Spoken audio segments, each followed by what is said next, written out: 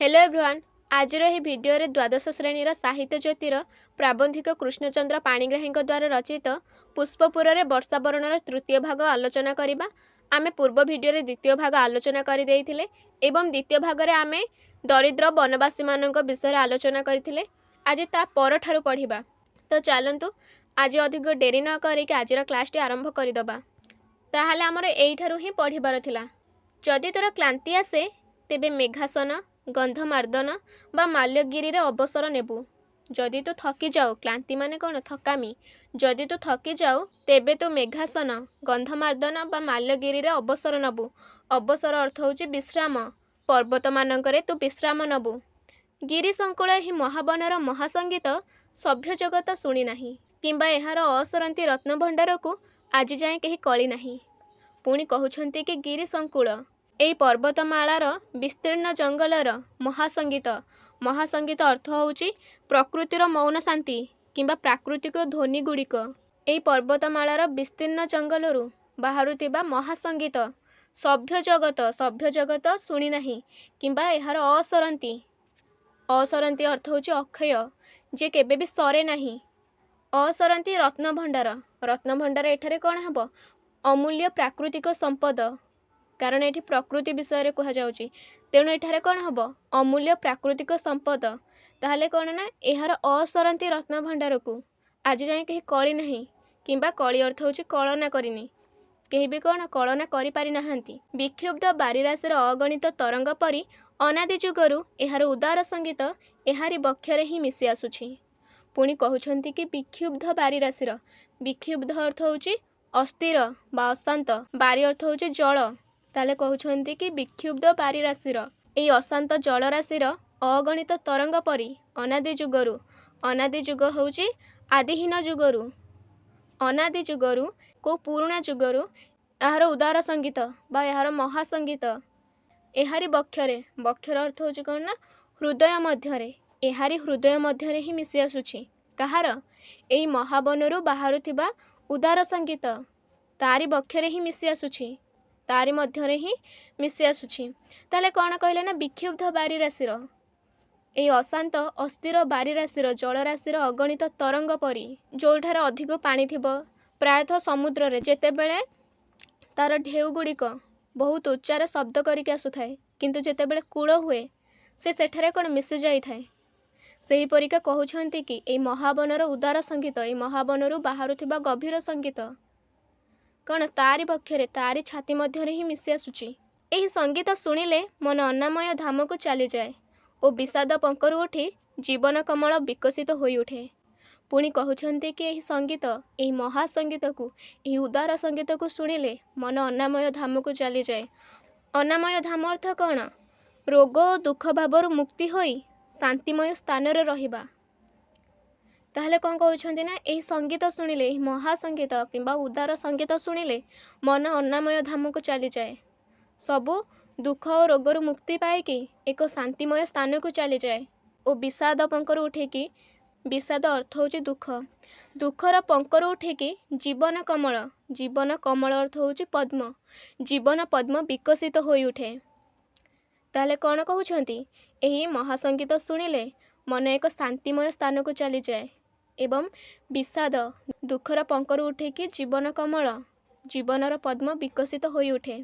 एही संगीत शुणी शुणी खंडाधार देवगढ़ प्रपातरे क्रीड़ा करी महावनरे भ्रमु भ्रमु एहार असरंती विभव देखि तू चकित होई जिबु।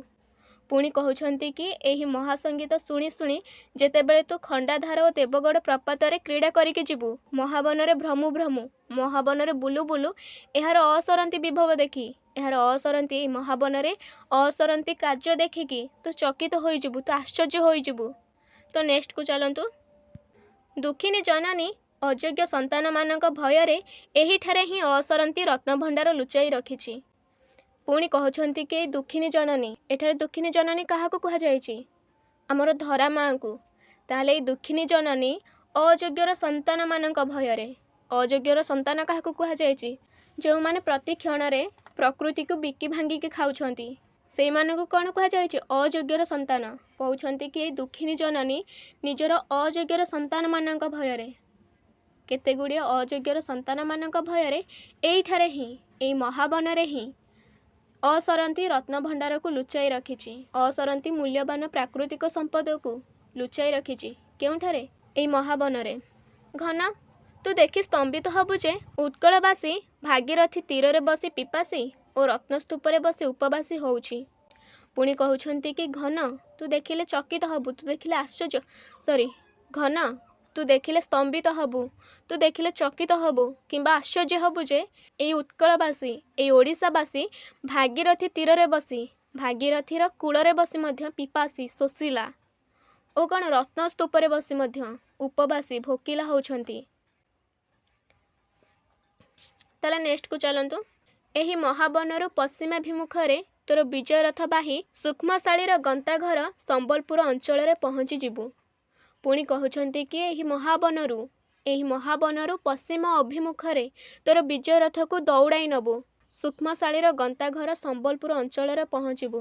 ପୁଣି କହୁଛନ୍ତି କି ଏହାପରେ ତୁ ମହାବନର ପଶ୍ଚିମ ଅଭିମୁଖରେ ତୋର ବିଜୟ ରଥକୁ ଦୌଡ଼ାଇ ନେବୁ ଏବଂ ସୂକ୍ଷ୍ମଶାଳୀର ଗନ୍ତାଘର ବିଭିନ୍ନ କଳାକୀର୍ତ୍ତି ଓ ସଂସ୍କୃତିର ଗନ୍ତାଘର ସମ୍ବଲପୁର ଅଞ୍ଚଳରେ ପହଞ୍ଚିବୁ। କେଉଁ ପଟେ ଗଲେ? ପଶ୍ଚିମ ଅଭିମୁଖେ। ତନ୍ୱୀ ମହାନଦୀ ଏଠାରେ ଉପର ଶଯ୍ୟାରେ ଯାଉ ଯାଉ ତୀର ଦେଶରେ ସ୍ୱର୍ଣ୍ଣରେଣୁ ଢାଳିଦିଏ ଓ ନରନାରୀଙ୍କ ଦେହରେ ନବଲାବଣ୍ୟ ବୋଳିଦିଏ। ପୁଣି କହୁଛନ୍ତି କି ତନ୍ୱୀ ମହାନଦୀ, ତନ୍ୱୀ ଅର୍ଥ ହେଉଛି ସୁନ୍ଦରୀ କିମ୍ବା ରୂପସୀ। ଏହି ସୁନ୍ଦରୀ ଓ ରୂପସୀ ମହାନଦୀ ଉପର ଶଯ୍ୟାରୁ ଯାଉ ଯାଉ ତୀର ଦେଶମାନଙ୍କରେ, ତଳ ଦେଶମାନଙ୍କରେ ସ୍ୱର୍ଣ୍ଣରେଣୁ, ରେଣୁ ଅର୍ଥ ହେଉଛି ଧୂଳି ଏବଂ ସ୍ୱର୍ଣ୍ଣ, ସୁନାର ଧୂଳି ଢାଳିଦିଏ ଓ କ'ଣ ନରନାରୀଙ୍କ ଦେହରେ ନବଲାବଣ୍ୟ ବୋଳିଦିଏ ଓ ନରନାରୀଙ୍କ ଦେହରେ ନୂଆ ତରଣ ଆଣିଦିଏ। ଦୁଃଖ ଦୈନ୍ୟରେ ସୁଦ୍ଧା ଏଠାରେ ନରନାରୀଙ୍କୁ ବିଷାଦ କାଳିମା ଛୁଏଁ ନାହିଁ। ପୁଣି କହୁଛନ୍ତି କି ଦୁଃଖ ଦୈନ୍ୟରେ ଯେତେ ଦୁଃଖ ଝଡ଼ଝଞ୍ଜା ଆସିଲେ ମଧ୍ୟ ଏଇ ନରନାରୀମାନଙ୍କୁ, ଏଇ ସମ୍ବଲପୁରର ନରନାରୀମାନଙ୍କୁ ବିଷାଦ କାଳିମା ଛୁଏଁ ନାହିଁ। ବିଷାଦ କାଳିମା ଅର୍ଥ ହେଉଛି ଦୁଃଖର କଳା ବାଦଲ, ଦୁଃଖର କଳା ମେଘ। ତାହେଲେ କ'ଣ ଯେତେ ଦୁଃଖ ଝଡ଼ଝଞ୍ଜା ଆସିଲେ ମଧ୍ୟ ଏହି ସମ୍ବଲପୁରର ନରନାରୀମାନଙ୍କୁ ବିଷାଦ କାଳିମା ଛୁଇଁ ପାରେ ନାହିଁ। ପ୍ରାଚୀବଧୂ ଅରୁଣିତ ମୁଖରୁ ଅବଗୁଣ୍ଠନ ଖୋଲିବା ଆଗରୁ ଏଠାରେ ବଧୂମାନେ ସ୍ନାନ ସାରି ଶିଶିର ସ୍ନାତ ଶେଫାଳୀ ପରି ହାସ୍ୟମୟୀ ହୋଇଉଠନ୍ତି। ପୁଣି କହୁଛନ୍ତି କି ପ୍ରାଚୀବଧୂ ଅର୍ଥ ହେଉଛି ପୂର୍ବ ଦିଗ। ଅରୁଣିତ ହେଉଛି, ଅରୁଣ ଅର୍ଥ ହେଉଛି ସୂର୍ଯ୍ୟ ଏବଂ ମୁଖ ନା ପୂର୍ବ ଦିଗରୁ ସୂର୍ଯ୍ୟ ନିଜ ମୁଖରୁ, ଅବଗୁଣ୍ଠନା ହେଉଛି ଓଢ଼ଣା, ସୂର୍ଯ୍ୟ ନିଜ ମୁଖରୁ ଓଢ଼ଣା ଖୋଲିବା ଆଗରୁ ଏଠାରେ ବୋହୂମାନେ ସ୍ନାନ ସାରିକି ଶିଶିର ସ୍ନାତ, ଶିଶିର ହେଉଛି ତୁଷାର କିମ୍ବା କାକର ଏବଂ ସ୍ନାତ ହେଉଛି ସ୍ନାନ କରିବା, କାକରରେ ସ୍ନାନ କରିଥିବା ଶେଫାଳୀ ପରି ହାସ୍ୟମୟୀ ହୋଇଉଠନ୍ତି, ଖୁସି ହୋଇଉଠନ୍ତି। ଏମାନଙ୍କ ଅନଳସ ଚରଣରେ କମଳ ଫୁଟିଉଠେ, କଳାକୁଶଳ କର ସ୍ପର୍ଶରେ କ୍ଷୁଦ୍ର କୁଟିଳ ସୁଦ୍ଧା ହସିଉଠେ। ପୁଣି କହୁଛନ୍ତି କି ଏମାନଙ୍କ ଅନଳସ ଚରଣ ହେଉଛି ନୀତି ସଂଘର୍ଷ କରୁଥିବା ଚରଣ ବା ପାଦ। ନୀତି ସଂଘର୍ଷ କରୁଥିବା ପାଦରେ କମଳ ଫୁଟିଉଠେ, ପଦ୍ମ ଫୁଟିଉଠେ ଓ କଳାକୁଶଳ, କଳାରେ ପ୍ରବୀଣ ବା କଳାରେ ଦକ୍ଷ। ତାହେଲେ କ'ଣ ୟାଙ୍କର କଳାରେ ପ୍ରବୀଣ କର ଅର୍ଥ ହେଉଛି ହାତ, କଳାରେ ପ୍ରବୀଣ ହାତର ସ୍ପର୍ଶରେ କ୍ଷୁଦ୍ର କୁଟିଳ, ଛୋଟ କୁଟିଳ ମଧ୍ୟ କ'ଣ ହସିଉଠେ। ଚାରୁ ଚିକୁରକୁ ବଳି ତୋର ଲୋଭନୀୟ କୌଶଳ କାନ୍ତିକୁ ବହୁଦିନ ପରେ ଦେଖି ଏମାନେ ଆୟତ ନୟନରେ ଚାହିଁ ରହିବେ। ଚାରୁ ଚିକୁଳକୁ ବଳି, ଏହାର ଅର୍ଥ ହେଉଛି ଆକର୍ଷଣୀୟ କିମ୍ବା ଆନନ୍ଦମୟ। ବଳି ଅର୍ଥ ହେଉଛି ଅର୍ପଣ, ଆନନ୍ଦମୟ ଅର୍ପଣ। ତୋର ଲୋଭନୀୟ କଳାରୂପକୁ ବହୁଦିନ ପରେ ଦେଖି, ଅନେକ ଦିନ ପରେ ଦେଖି ଏମାନେ ଆୟତ ନୟନରେ ଚାହିଁ ରହିବେ। ଆୟତ ଅର୍ଥ ହେଉଛି ବୃହତ ଏବଂ ନୟନ। ଏମାନେ ବୃହତ ନୟନରେ ଚାହିଁ ରହିବେ କିମ୍ବା ବଡ଼ ବଡ଼ ଆଖି କରିକି ଚାହିଁ ରହିବେ। ତାପରେ ଦେଖନ୍ତୁ, ଘନ ବିଲୋଳ ନେତ୍ରଭଙ୍ଗୀରେ ଭଳି ଯାଇ ସ୍ୱକର୍ମ ଭୁଲିଯିବୁ ନାହିଁ।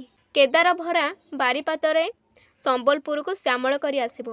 ପୁଣି କହୁଛନ୍ତି କି ଘନ ବିଲୋଳ ନେତ୍ରଭଙ୍ଗୀରେ, ବିଲୋଳ ଅର୍ଥ ହେଉଛି ଆନନ୍ଦମୟ ବା ଉତ୍ସବମୟ, नेत्रर गतिरे आखिर गतिरे ए उत्सवमय आखिर गतिरे भली जाई भासी जाई सो कर्म भूली जीवु नाही। निज कर्म को तू जोथिपाई उत्कल को आसीचु से कथा भूली जीवु नाही। तोर केदार भरा बारीपातरे, केदार भरा अर्थ होची तोर शक्तिशाली बारीपातरे वृष्टिपातरे संबलपुर को श्यामल करी आसीबु, संबलपुर को सबुजमय करी आसीबु। तो नेक्स्ट देखंतु, एहा परे असरंती बेणुबन उपरे संचरण करी उपकूल आड़क गति करी गला बेले तू देखि विस्मित हबु जे जंत्र दानवर प्रतिदिन पारणा होई सुधा वंशवन वंशवृद्धि करी चलीछि ओ बानर बानरींकर क्रीड़ा दोलिका होई रहिछि। पुणी कहउछन्ते कि संबलपुर अंचलरू असरंती बेणुबन उपरे बेणुबन को दोहलाइकी उपकूल आड़क गति करिबु, उपकूल पटुक गति करिबु। तू देखि विस्मित हबु जे, तू देखिले आश्चर्य हबु जे जंत्र दानव द्वारा प्रतिदिन पारणा होई सुधा वंशवन वंश वृद्धि करी चलीछि, बाउंश बण निजर वंश को वृद्धि करी चलीछि ओ बानर बानरींकर क्रीड़ा दोलिका होई रहिछि। सेमिति बानर बानरींकर क्रीड़ा दोलिका होई रहिछि।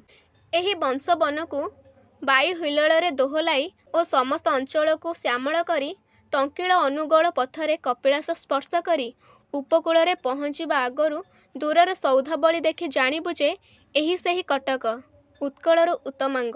ए बाउंश बण को वायु हिल्लोଳରେ, हिल्लोळ अर्थ होची तरंग, वायुर तरंगरे दोहलाई ओ समस्त अंचल को श्यामल करी जेतेबेले टंकिल, टंकिल अर्थ होची पथुरिया किंबा पहाड़िया, पहाड़िया अनुगोल पथरे कपिलास स्पर्श करिबु उपकूल रे पहुँचवा आगरू दूररू सौधाबली देखि। सौधाबली अर्थ कौन?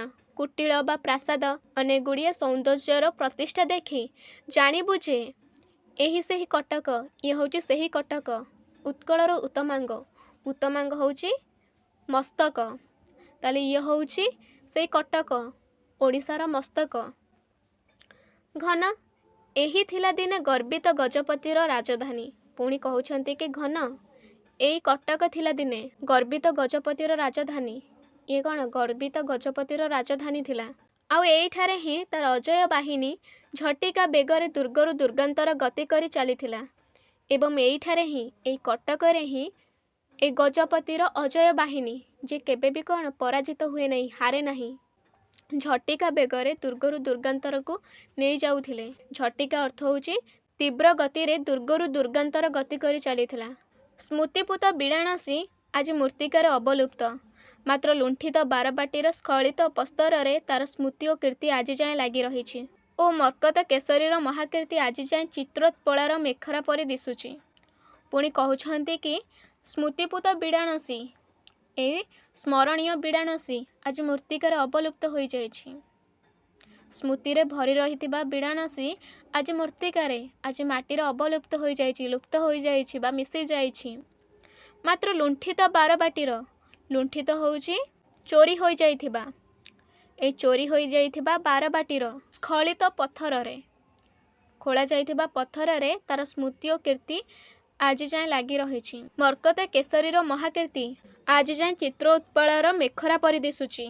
मेखरा अर्थ होची अंटा सूता, कहार अंटा सूता परि देखा जाउची चित्रोत्पलार। एहिठारे ही बहु कवि ज्ञानी गुणी कर्मी अल्प दिन तले उत्कलर महानिशीर उजागर रही ज्ञानदीप जालिथिले। एही दीप अखंड रहू। पुणी कहउछन्ते कि एहिठारे ही एई कटकरे ही दिने कवि ज्ञानी गुणी और कर्मी अनेक गुड़िए कवि ज्ञानी और गुणी और कर्मी समस्त करना उत्कलर महानिशीरे एक उत्कलर गभीर रातिरे उजागर रही, उत्कलर महानिशीरे उजागर रही अनिद्रा रही ज्ञानदीप जालिथिले एवं कौन ए दीप अखंड रहू, ए दीप अखंड रहू सेमिति कौन जलु थाउ। एहा ही कामना करी तू कटक को श्यामल करी आसीबु। पुणी कहउछन्ते कि एहा ही कामना करी, एहा तू प्रार्थना करी कटक को श्यामल करी आसीबु, कटक को सबुजमय करी आसीबु। तो एभ्रीवान आज पई केवल एतिकी। नेक्स्ट वीडियो रे या परठारु पढ़िबा। जदि आजिर पढ़ाटी भल लागिछि ताले कमेंट करंतु एवं गोटे छोट लाइक करंतु एवं चैनल को सब्सक्राइब करके रखंतु। ता सहित निज निज सांग मानक सहित शेयर करंतु एवं वीडियो को शेष पर्यंत देखिथिबा जोगु धन्यवाद।